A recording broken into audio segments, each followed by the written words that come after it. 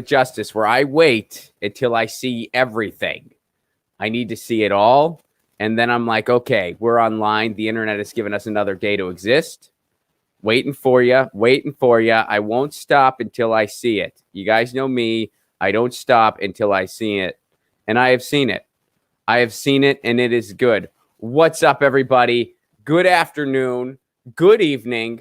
Good morning. If you're in my time zone, it's still morning. It's still the AM. This is my morning show. And honestly, it's a little too early. I don't know. Maybe 2021, we're gonna revisit the time of this. It's not too early, but I don't know. Maybe I like it, maybe I don't, but whatever. But good morning, good afternoon, good evening. If you're in the future, if you're in Australia, I'm glad we made it another day. Assuming we did, let me know. Did we make it another day? Is everything okay? This is Get Your News On with Ron. I'm Ron Placone. We're getting our news on together. We're finding out what's going on in the world. But let's thank all the people who make this show possible. ZT.com, ZHITEA.com. Their tea rules. It's awesome. I recommend the white peach Chinese black tea. It's a white tea. I don't know why, but it's a peach white tea. It's a Chinese peach white tea. I've been obsessed with it. So much so that I just, fucked up the name of it. But it's great.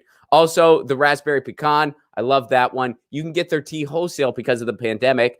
They supply the tea to Get Your News On with Ron, which really helps me mellow out. Pick some up. CT.com, CHITEA.com. Our friends over at triageoil.com, TRIAGU oil.com. Trendy Name makes pain oil that I use on my neck, that I use on my joints. I use it all the time, and it works wonders. I was using it on my sunburns this summer. I know, I get sunburns. Crazy, right? triageoil.com. Check it out. Also, Rare Naturals with an S, CBD.com. That's Rare Naturals with an S, CBD.com. They make the CBD oil that you put in your drink. You can put some under your tongue, and it mellows you out. It'll help you relax after an intense workout. It'll help relax your muscles. It'll reduce anxiety. I really should have taken some last night after that shit show debate. I actually didn't, but I really should have.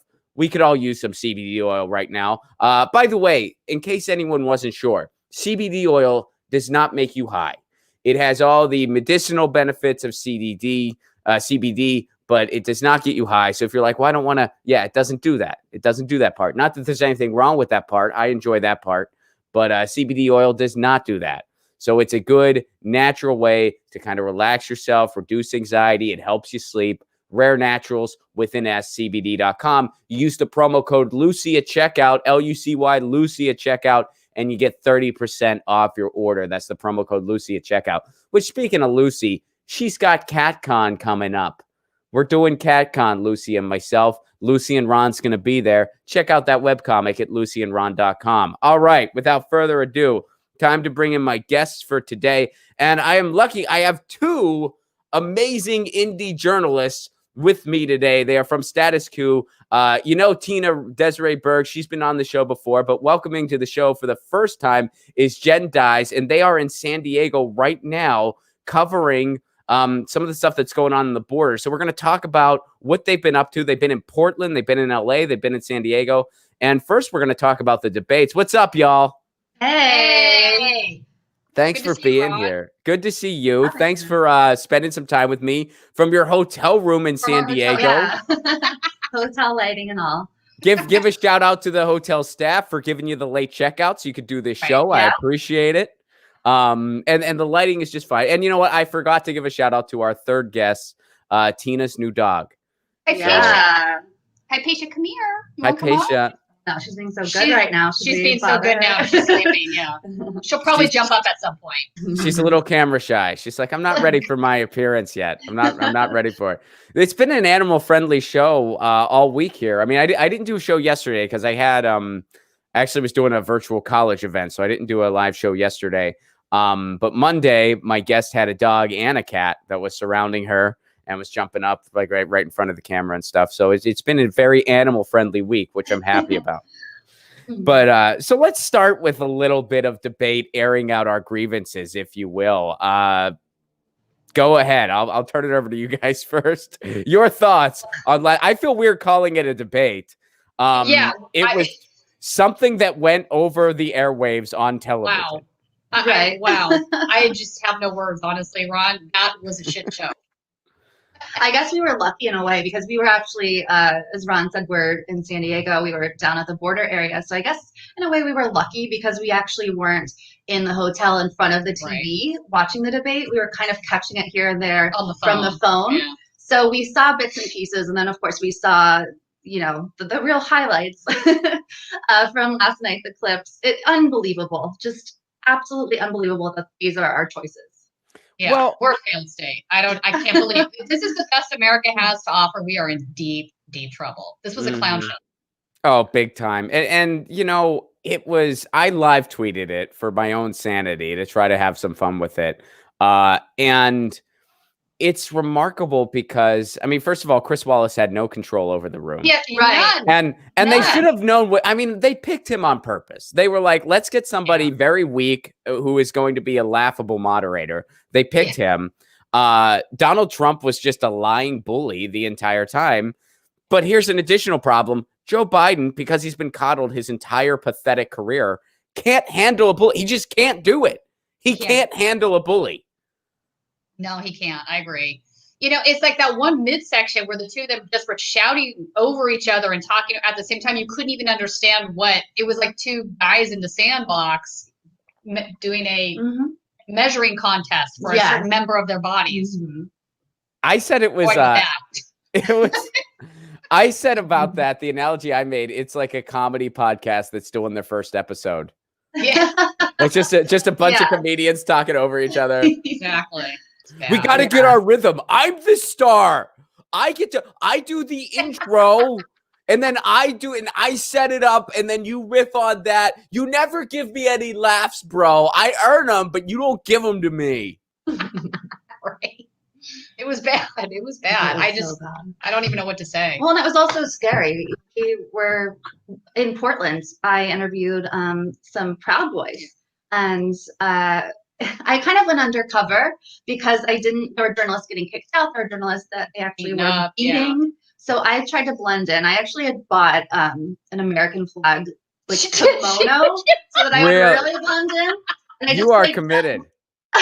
I just played like a ditzy person, like, hey, what do you guys believe and stuff like that. So anyway, I bring that up to say yesterday at the debate when Trump kind of ended up giving that shout out to the Proud Boys, that really amplified things. It really riled them up. They're so excited. So I think like in addition to the fact that the debate was just a complete I don't know if we can curse on this show, but just a complete disaster. You can say whatever you want. You can curse on this show. It's also scary because now we have these emboldened, dangerous people, these white supremacists, and who are typically armed and who are, very much in the right wing. Now they're even stronger. So it's, real scary. Well, how can anyone dispute at this point that was anything short of a dog whistle? Stand by. He said stand by. Yeah. Stand by. To white supremacists. He couldn't denounce them. He said stand by. And he got zero pushback. There was no pushback. Biden at one point, Biden almost made that connection. He called out Trump's racism. He called out that this guy sends dog whistles because somebody prepped him to do that. Somebody coached Biden to do that. But Biden's not intelligent enough, I guess. I don't know what it is. Biden's not intelligent enough that when he does it in real time to call it out. He was not able to do that. Biden wasn't capable of doing that. Oh, he's not. Yeah, he's a very missed moment. Very much so. I agree. Bernie would have nailed that moment. Yeah. Bernie would have nailed the whole thing. I mean, Bernie... 100%. All of the personal attacks that Trump was able to land on Biden, which again, Biden's incredibly corrupt. So it's like Trump is corrupt beyond comprehension. It's probably not a good idea to have his opponent be someone who has enough skeletons in his closet he doesn't need to decorate for Halloween. It didn't work 4 years ago. I might have to steal that line. Use it. Yeah. But it's true though. Rod, what's interesting about these, and Jen can maybe speak to this too. A lot of these guys, they don't identify as white supremacists, right? They really don't. And you will be stunned at how many members are Hispanic and also African American. So, and these guys, and even Jewish. Of the Proud Boys, you mean? Just to clarify. Yeah, the Proud Boys. and some, like, I mean, I'll mention one conversation I had, and then Jen can tell you about some other ones. Like, so there was this one LA Proud Boy that was arrested last year for using bear mace against protesters. It was, I believe, a Bernie rally. Like, I'm not quite sure, but it was some sort of protest. And he literally said to me, and there were Nazis there, right? So he says to me, neo-Nazis aren't Nazis. All the Nazis died out in 1943 or whatever year he said. He's like, there aren't any Nazis now. Neo-Nazis are different. And I'm like, how are neo-Nazis different? He said, it's just different. It's a different ideology. I mean, this is what they tell themselves. Well, what's different about it? Could he go nothing, into detail? Ron, nothing. Oh, he had nothing. This is how absurd they are, is the point, right? And well, how did he dismount that? Were you like, well, how are neo-Nazis and Nazis different? Like, what did he do at that point? Okay, well, you'll love the next thing he said to me, because I was like, okay, they're not different. They're precisely the same ideology. How can you make that case? Then he says to me, well, when my family came to the United States, it was Holocaust survivors that sponsored us. And I was like, at that point, I'm like, what is wrong with you? I don't even know what to say to you at this point. Like, wow. So that was he was saying, so this person was a neo-Nazi, and they were saying, we're different. He isn't, but he was with some neo-Nazis. He was with some neo-Nazis. I'll be doing a bigger report on this, so you'll see some of this video. But okay. I think it's important that we understand the mind frame that these guys are in. They've kidded themselves more or less to believe, and then the ones that do have like obvious white supremacy ideas, they call themselves now white nationalists or nativists. Mm-hmm. So the idea there is we're not superior. We just want to live in a white country, and all the brown. Yeah. So how do you square that with the fact that a big chunk of your membership, including one of their grand dragons, are black and brown guys? Like, it just doesn't make much sense. But here we are. Yeah, I think there's a lot of they live in a different reality. I think some of them have convinced themselves that it's not a racist group, right. Because they point to the token Latinos or Black people that they have. Yeah. And I think I'm really interested in the psychology of these people, because I spoke with one female supporter of the Proud Boys in Portland last Saturday, and really, she said some things. She said that the left, like Biden supporters and Black Lives Matter, believe in are trying to build a lesbian separatist society. Kid you not? And it went on from there. But I bring her up specifically because she does not believe, or at least she says she does not believe that when the police, are murdering Black people, she doesn't believe that's racist. I even brought up, cases from a long time ago, and she's like, no, none of it's racist. The Breonna Taylor murder, not racist. Like George Floyd, not racist. Yeah. And just a complete different reality. And I don't know. And she even said, I'm a teacher. I teach research and writing at the university level, and I tell people to do their research. But here she is saying that we're going to be a Marxist lesbian separatist society. A Marxist lesbian. Has she read Marx ever? No. I reject that. Whenever they say stuff like that, it is so ridiculous. I'm just like, look, so ridiculous. The only Marx that Joe Biden has probably ever heard of is Groucho. So let's just abandon this fantasy. All that stuff they say. I wish Joe Biden's a radical social. I wish that were true. That would be wonderful. Like, radical left? Are you kidding me? We wish. He's not. He ignores us. Come on. When we posted the Lesbian Separatist Society clip on Twitter, everyone was like tweeting it like, sign me up. This sounds great. Good time. Well, so what were some of the other highlights of the people you spoke to in Portland when you were incognito as Proud Miss America or whatever it was you were doing? What were some of the other, what were just some of the common themes that they had to say? They're saying, okay, we're not racist, except, clearly we are, but, what else what were their big issues? I think that they really do see themselves as somewhat of a savior of our country. They think that they're there to kind of defend Trump, to defend America, the America that they want it to be and believe it once was, or whatever. They truly think of themselves as saviors, and they truly think, they have very weird initiation rituals and things like that. And there's pretty violent. like 4 different steps. Yeah. And so they really vet people to become a Proud Boy. And part of it, by the way, includes you're not allowed to masturbate because Oh yeah, that's another one. I can't remember their reason. Like they say it like gets rid of your virility. Your virility as a male. You're not allowed to. Yeah. It's very weird. So it's a very weird. I say that to point out that they really do take themselves seriously. Oh yeah. Well, wait, can you go into details on some of the steps? I mean, what are like, you can't come, that's one step. What are the other ones?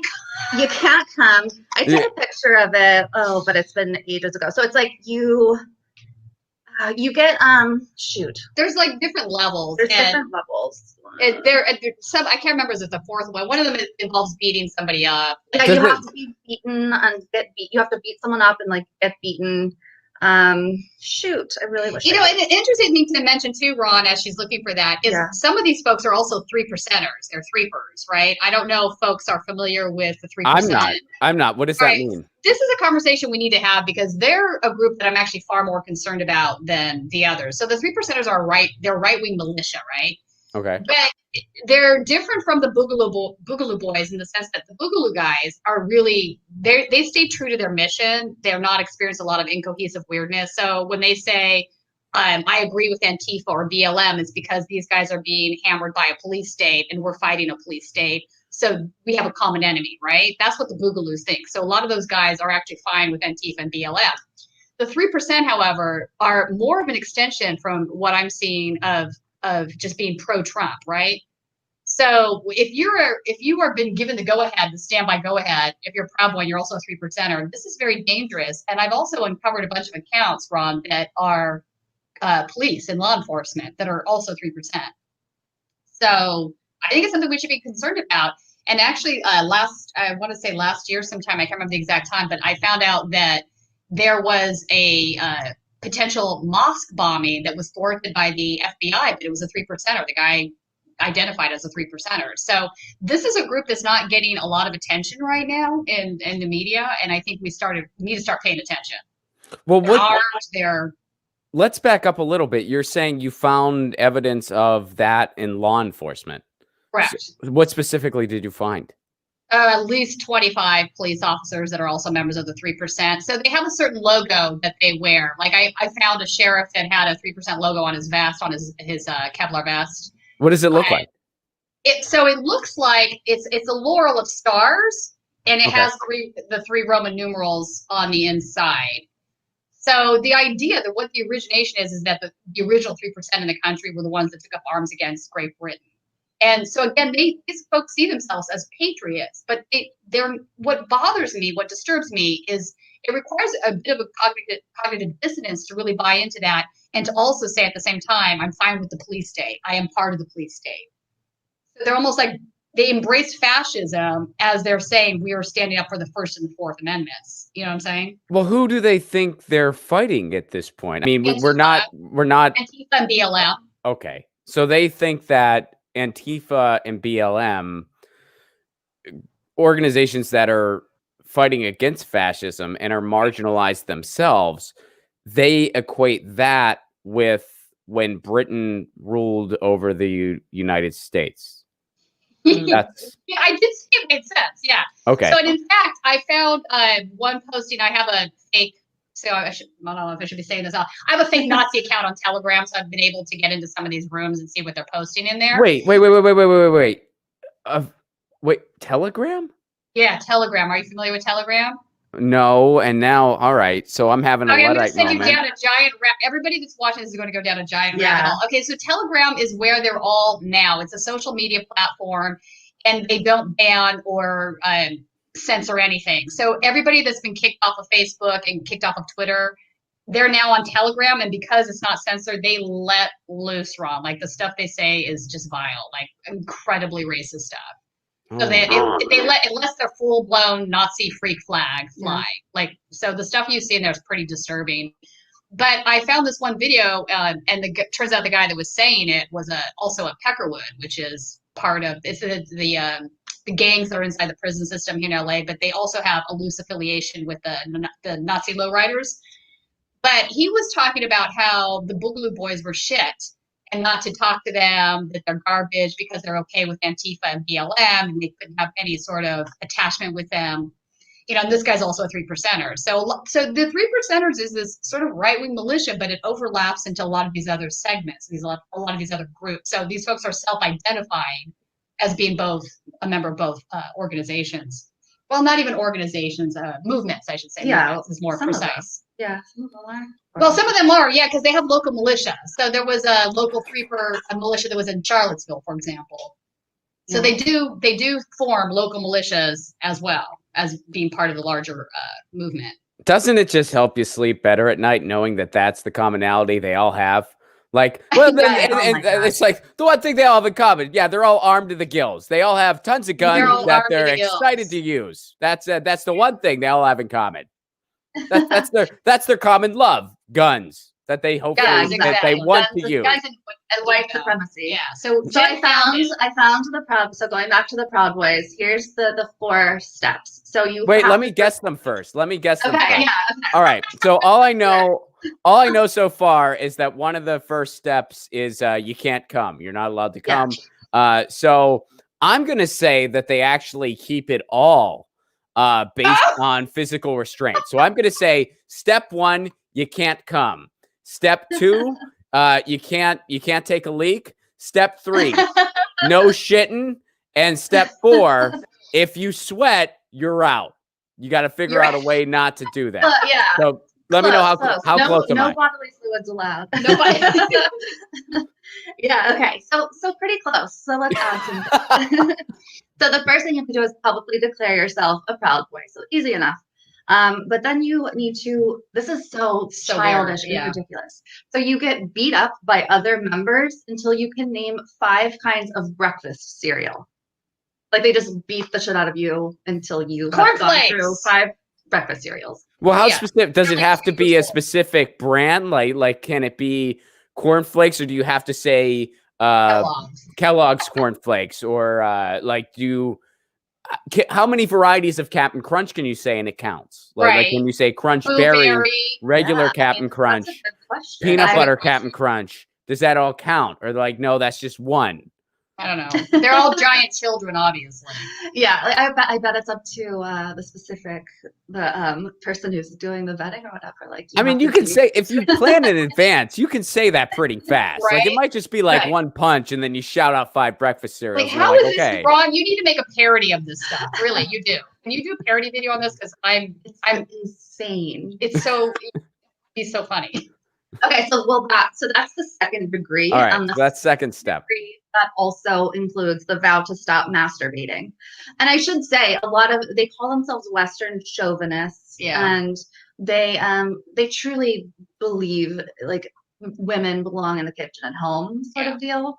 So I guess like they say that the vow to stop masturbating is so that you are, there for your wife or your woman. And I'm developing a different theory in my head right now, and part of this is I remember what it's like to be a 13-year-old boy, and I feel like they're just basing this entire thing off of the life of a 13-year-old boy. Like, all right, well, what did we do when we were 13-year-old boys? Well, we would eat breakfast cereal, then we would go jerk off. All right, we can make some rules out of this. Yeah, that makes a lot of sense.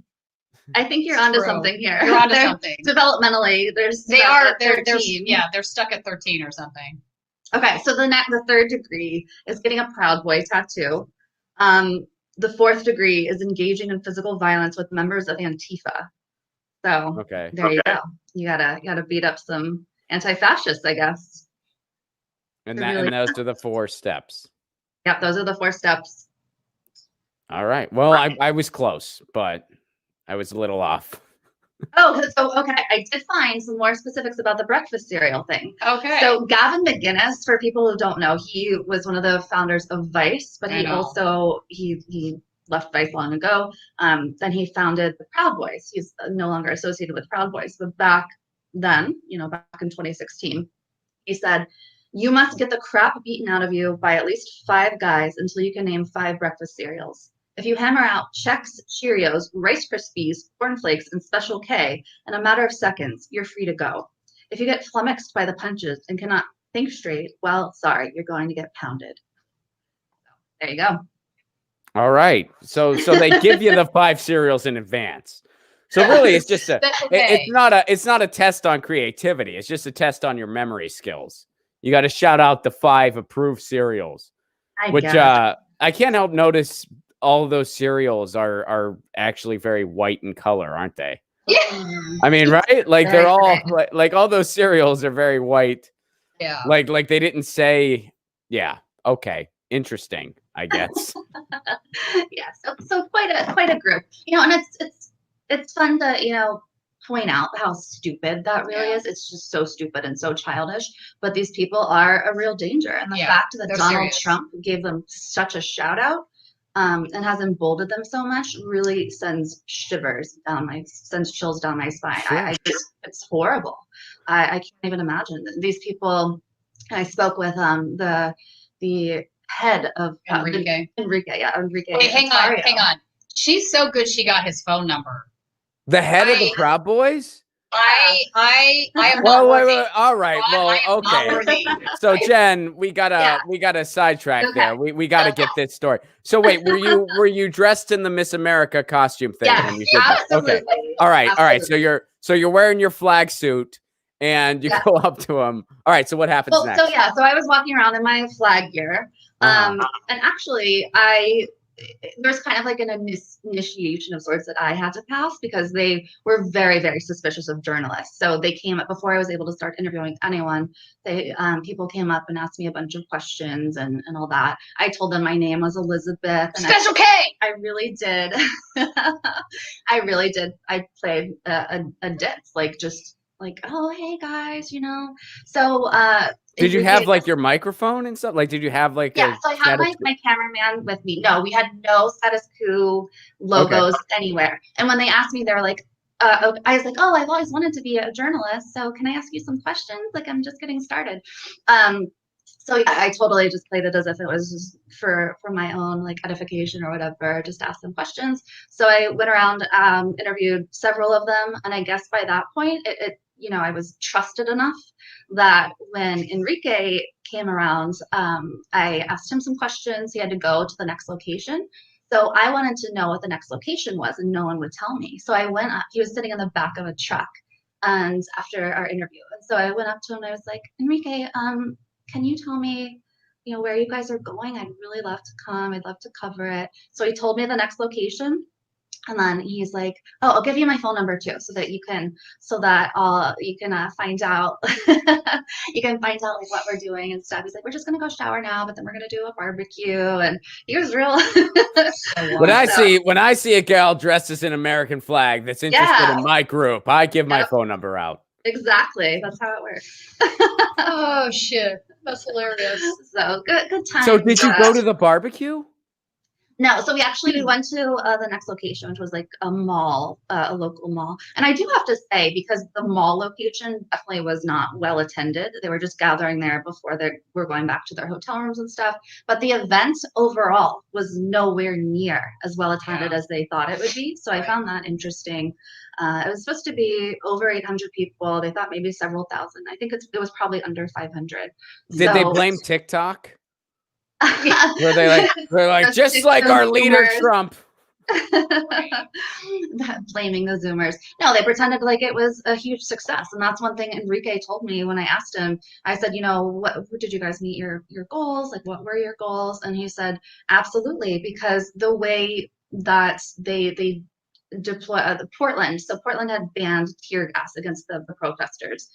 But the way that they designated it an emergency, a declaration of emergency or whatever in Portland for that weekend for the Proud Boys event, they were able to give federal powers to local police so that they could circumvent the tear gas ban.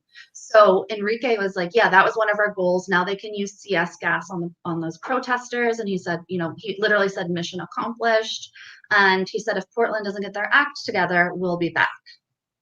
That pisses me off so bad, what you just said. Yeah. That pisses me off so bad.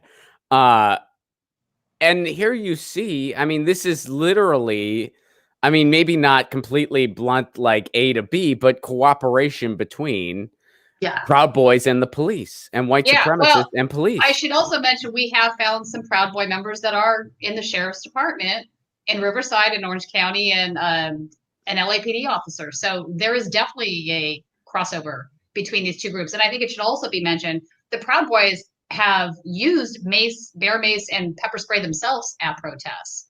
They often bring that stuff and use it on Antifa or BLM activists. So, well, and on the point with police kind of being accepting of the Proud Boys, they definitely are. When the Proud Boy convoy was going to its Delta Park in Portland, where their event was being held, police officers were giving a journalist, I didn't see this myself, but was giving like the peace sign to Proud Boys as the caravan was going by. So these police officers are often very much in line with the Proud Boys and similar groups. So let's go to a different location. We spent some time in Portland. Let's go to current times where you ladies are causing trouble at the border. Yeah. So what's going on? What's going on? Oh my gosh. Well, the reason that we're here is because there is the Kumeyaay Nation. Indigenous folks. Part of the nation is in the United States, part is in Mexico. So this is right where the border wall is going in. This particular span is 14 miles long. It is very tall, by the way. Yeah, because it was much taller than I anticipated. Well, what were you guys near the part of it that got blown over? Didn't part of it get blown over at one point, the border wall? Oh, I don't know. It did. I'm not sure if we were buying the same, but it is. I could see that because it seems like it's made out of fabric. Like I was surprised by that. But we couldn't get super close, but it was definitely. We got close enough when they were not, or they ran my license plates. Yeah, we'll have to tell that story too. Yeah. So this where they're constructing this wall, where they're having to, create dirt roads for the construction vehicles to go through, everything that goes into constructing something like this and building the wall. We have treaties and agreements with the indigenous, with in their nations and their reservations, where there's supposed to be indigenous monitors in these areas to make sure that things like sacred burial sites and artifacts are not disturbed, or if they have to be disturbed, that they are handled appropriately. But that is not happening. The indigenous are not being consulted. The indigenous people have found areas where there are signs that they have that the construction crews have disturbed sacred sites. So there are ongoing protests. There was a camp at one point down by the border wall with indigenous protesters that was swept out by police. Two were arrested. It's kind of stepped up a bit because a Trump supporter went down there where the protests were and just started smacking and hitting Native Americans. Nothing happened to her. The police said because no one called in a complaint at the time, and that the Native Americans were trying to be very peaceful. We're using prayer and redirection to try to get this woman to go away. So and these protests really aren't getting any attention. Covered, So that's why we're here. And wait. You all are claiming that protests involving Native Americans and indigenous people is not getting covered by the corporate press.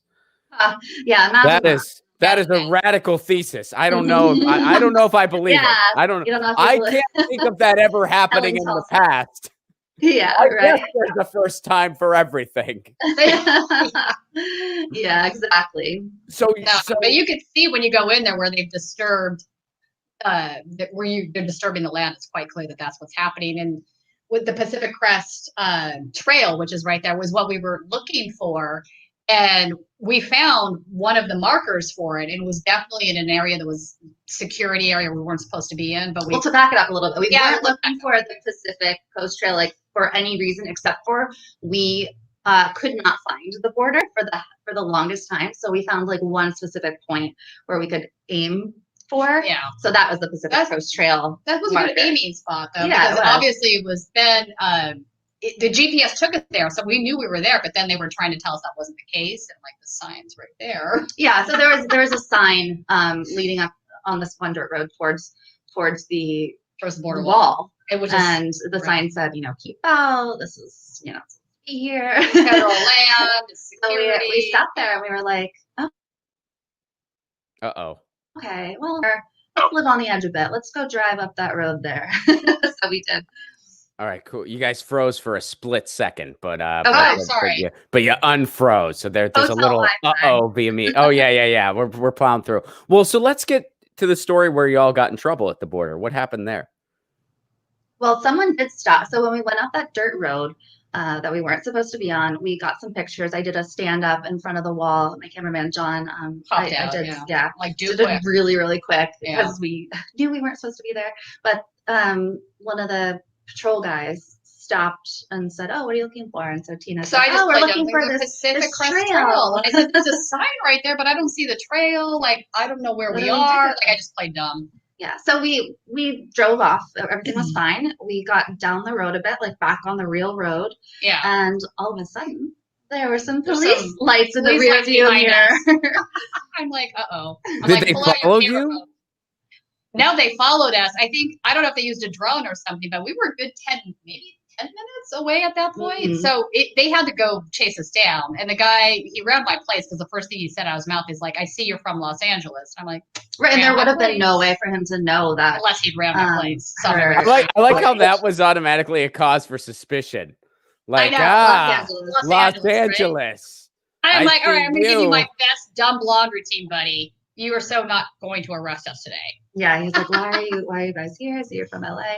Tina did such a good job. Her acting skills came into good use in this situation. Totally played the dumb blonde role, if I could say that. Yeah, he's like, well, did you find the Pacific Crest? I'm like, no, we did not. I mean, like, our GPS took us to this really strange spot. No, we're from Los Angeles. We're passionate about hiking. Right. That's what we're here to do. We're not wearing hiking gear of any sort. So it's like Kevlar vest in the back. Well, what did you tell them? You like? Did they say why are you looking for it? And what did you say there? Like, did you? No, they didn't ask. And I was surprised, but they didn't ask. In fact, he ended up giving us directions. And I said, "Well, we'd like to go tomorrow. If you want to tell us where it is, that'd be great." Yeah, really playing it up. But we have to point out. You know, it was a car full of white people. So we're, two white women in the front seat, cameraman John, white in the back seat. So in my mind, it's like, how differently would this have gone if we were brown or black? Not the same. Definitely not. So let's stay there for a second. What, other than the Trump person, going around beating people, what else have you seen at the protest so far since you've been covering it? Well, it's interesting down here because the police have really targeted this group, but the protests have dispersed a bit and people are kind of regrouping. Now in Arizona, there's a different tribe down at that, border wall that is more active right now. So we right after we get off here, we're going to go to a local reservation with someone who's been very, very active with these protests. So it so happens that in our time here, in our 2 days here, there hasn't been like an active a protest event. So we're doing individual interviews with those who've been involved. What have people been saying so far? It's like same old story. Here we are with another Native American group where we're supposed to have these specific rules in place so that, again, their burial grounds can't be disturbed, so that they are asked to, are able to monitor, and none of that is happening. So it's another example of Native Americans being mistreated by our government, and nobody seems to care. And I think for these people, they're fighting for their faith, their history, their ancestry. And it is frustrating for them because no one seems to be paying attention, and they're going to keep fighting. But I think it's a little bit of a feeling of despair at this point. Yeah. Well, and I think you nailed it, Jen, when you say it's the same old story. That's the same story with Keystone. The Keystone XL pipeline. It's the same story with DAPL.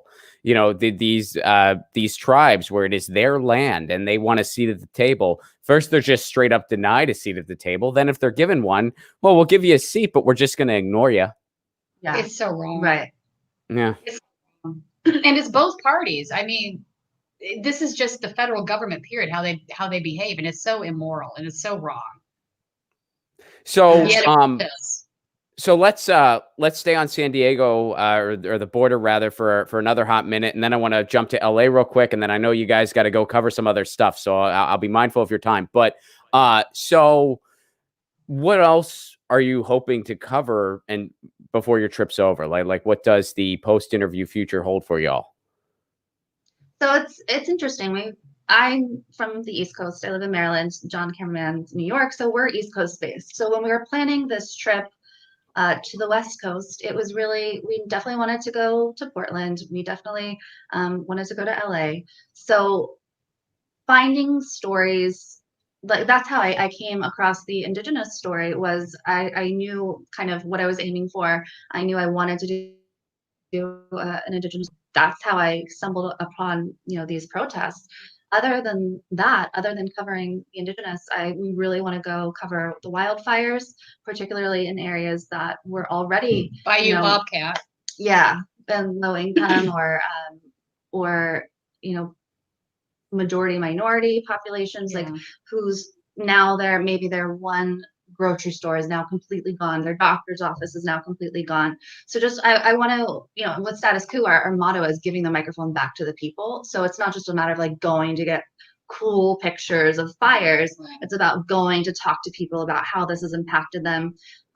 Also about climate change, because I think that gets lost in the story often, is the fact that this wouldn't be happening if we didn't have such a devastating climate crisis.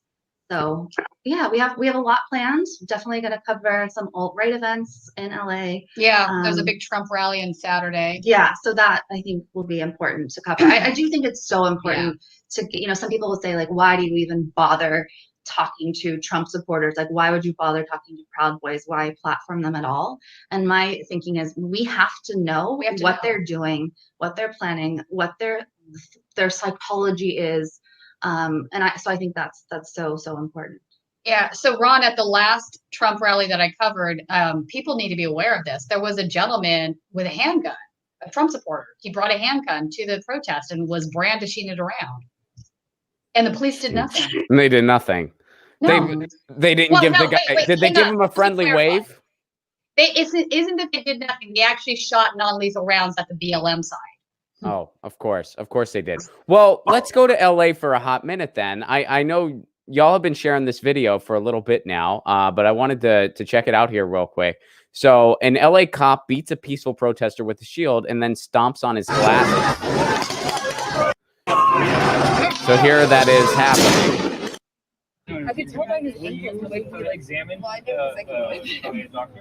So is that the guy they stomped on his glasses? Yeah, his name is Andy.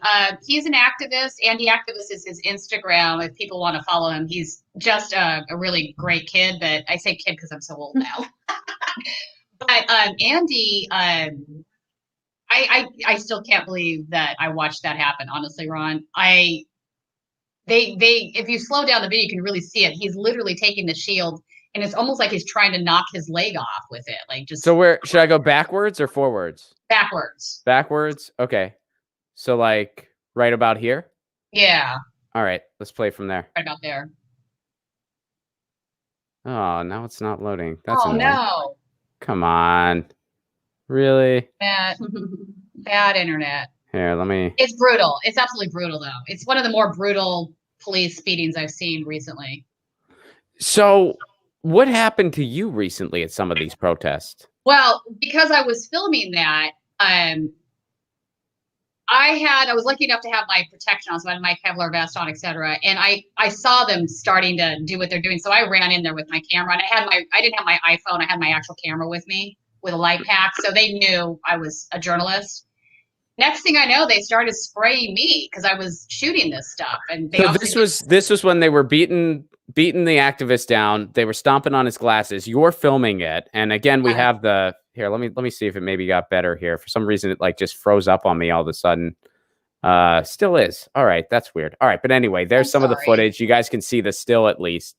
And so you're filming that, and then they attack you. Yeah, they just, I don't know if it was just pepper balls or something bigger. You saw some of the welts, they're big. Well, yeah, she is bruised everywhere. And I definitely think, like, especially there's one on her thigh that's just huge. I think it must have been, a rubber bullet or something, because pepper ball, it was way too big to be just a pepper ball. Not just a pepper ball, those hurt like hell, but it looks large. But I was like, when I was filming, I was like, I'm filming this. People have to see this. This is, I mean, they're brutalizing this kid. This is unbelievable. And what did they do? Huh? What did they do? What did the cops just kept pummeling you, basically? Well, because it didn't work. I think they thought if they did that, I'd stop filming and run away, which I absolutely did not do because I'm crazy, apparently. Badass journalist. I just stood there and grimaced a little bit. But, here's the thing. What my injuries are nothing compared to what they did to these guys. And another one was beat across his face. He had a huge swollen black eye. There was no reason for this. And I spoke with them the next day, and I think this is really important too. When they asked him to get out of the car, the protesters complied, and they put guns into the truck windows when they asked him to get out. So they were already coming from a place of violence right off the get-go, right? Which I unfortunately did not get. I was too far away to get that part on video. But the minute they pulled him out is when all this hell broke loose. Instead of just like cuffing them and putting them in the car, they just got violent. Well, what was he doing in the first place? Like, what was he doing in the car in the first place? Like, what was going on? Okay, so the protest was basically because of what happened the night before. I don't know if folks know this. I should mention this. Somebody was ran over intentionally. A BLM protest was ran over intentionally by somebody. And the police let this guy go. I have no idea why they would let this guy go. It's clearly attempted murder. But so now the new thing was they had a plan to have cars protect the protesters. So there were front cars and then there was back cars, so people couldn't come up from behind. And this is how violent they are. The police say this stuff is such bullshit. This is looting, right? They had what they call this a sound truck where they have music playing. So literally, you have protesters marching through Santa Monica or down Santa Monica Boulevard through West Hollywood and then up into LA. But just with playing music and dancing and chanting, like there was nothing. There was no that's reason. how it's been. I mean, that's how it's been in Beverly Hills. That's how it's been in Pasadena, where I live. I mean, that's how it's kind of been everywhere for a little while now for that reason, like you mentioned. Yeah. And so what angers me is the new thing the sheriff's department seems to be doing is just calling an unlawful assembly at the drop of a hat. Okay, disperse. This is an unlawful assembly, even though they're not doing anything other than exercising their First Amendment rights. So they had done that. But when the sheriff's department gave the dispersal order, he specifically said it at Santa Monica. I can't remember what street. I was right in front of the sheriff's department there. And so the protesters were there for a minute, but then they're like, yes, let's move on. We don't want to get arrested, right? So then they marched up to Sunset Boulevard. So they actually had complied with that because they specifically said that location when they gave the unlawful assembly order. So there was no reason for this. And it was probably one of the worst beatings I've seen yet. Like I'm still like shocked. So they just looked like they were trying to sever his leg or break his ankle. I just remember standing there watching this going, Jesus, what am I watching right now? I mean, so bringing it back to you, when did they just stop firing at you? I actually don't know. It was so like I understand. Of course. And then at some point they let some tear gas at, and I could only take so much of that tear gas with I had a respirator, but not on me. I had left it in the car. I was stupid. So I just had my regular mask on. So I stayed as long as I could, but then the tear gas started to really get to me. So then I backed off, but I kept filming from farther. I just zoomed in a little bit more. But you can't tell me that they didn't do it on purpose. Of course they did. They are brutalized, and this isn't the first time. I mean, you've been shot at before. Yeah. Josie from KPCC, the one thing a couple weeks ago was totally unacceptable. What was that? So they threw her on the ground and cuffed her, and then they were claiming and they arrested her. She was in jail overnight, and then they claimed that she didn't have her press credentials on, where you can clearly see her credentials in the video. I even did a screenshot of it. They were clear, bright as day. And they shot out the windows to the Bernie van with combo cow. Yeah, that's right. They shot at you. They busted your windshield out.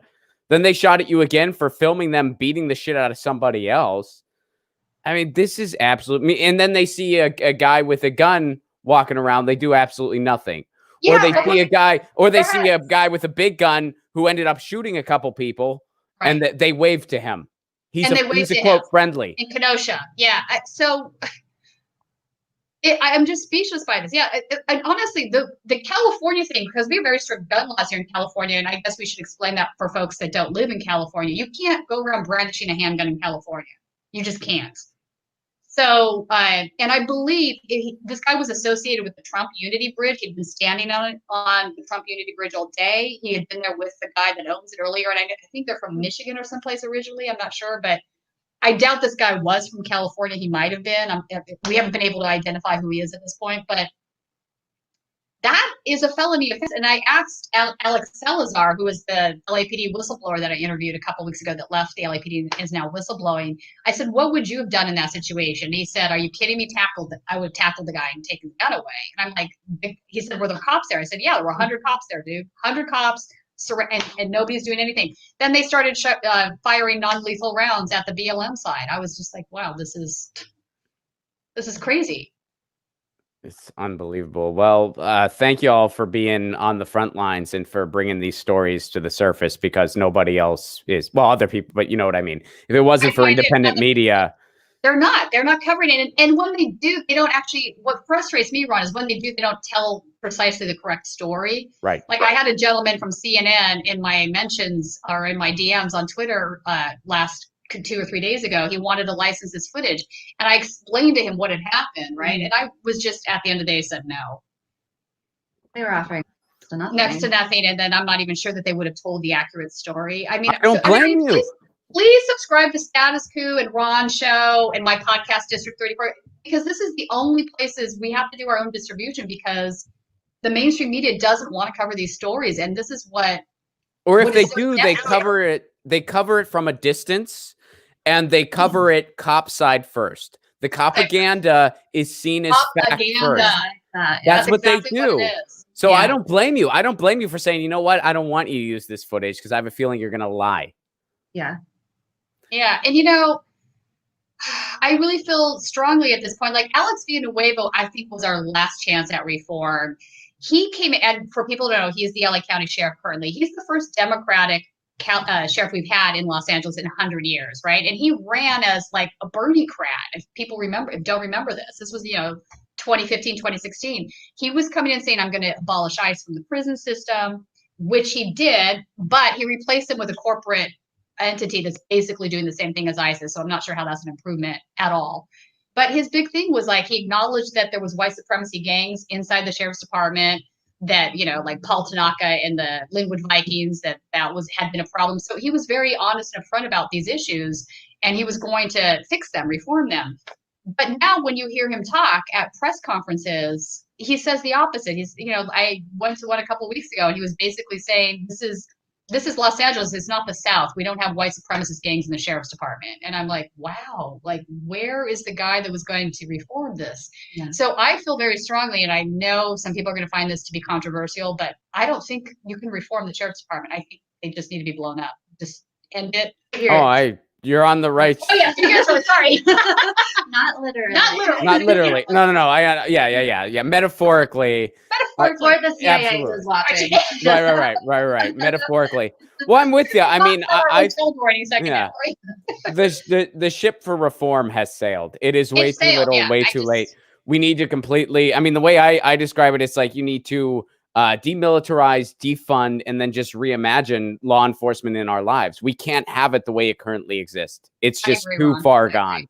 Too far gone. Yeah. I mean, they do think it's like being occupied by military force in our own neighborhoods at this point. That's exactly what it is. And they have these ridiculous assault vehicles that they drive around on. That they're, these trucks where they all hold on to the sides and then they jump off in their riot gear. I mean, you see this and you're like, wow, they look like an occupying force. They don't even look like law enforcement. They look like an occupying military force at this point. It's insane. Well, I'll let you all get back to the beat, but thank you so much for sharing this information with me, and thank you so much for being literal boots on the ground and for uncovering these stories, because it's so important. Where can people go to learn more about this and to see some of the footage that you guys got coming up? So Status Coup, we are mainly on YouTube, youtube.com/status coup. We're also, of course, on Instagram and Twitter, all those spots, but mainly YouTube. Right on. Red Pill, thank you very much for the super chat contribution. You help keep this show on the air. Very much appreciated. And you say love and peace from Antifa. Thank you very much, Red Pill. I appreciate that very much. Tina, Desiree, Jen Dies, check them out over at Status Coup. Be careful today. I know you're heading out immediately after this, so please be careful. Please stay safe. And thank you so much for keeping up on these stories and for sharing the truth with all of us. And thanks for stopping by and making some time for me in the hotel room. I appreciate it very much. And give my love to the dog who's been a little shy. I know, but, she's belly up sleeping right now. Still. All right, y'all. We'll be back next week. We'll be back next week with full streams. I'll be dropping some short videos in the meantime. And until then, you know the drill. Lucy says meow. I say peace. Peace.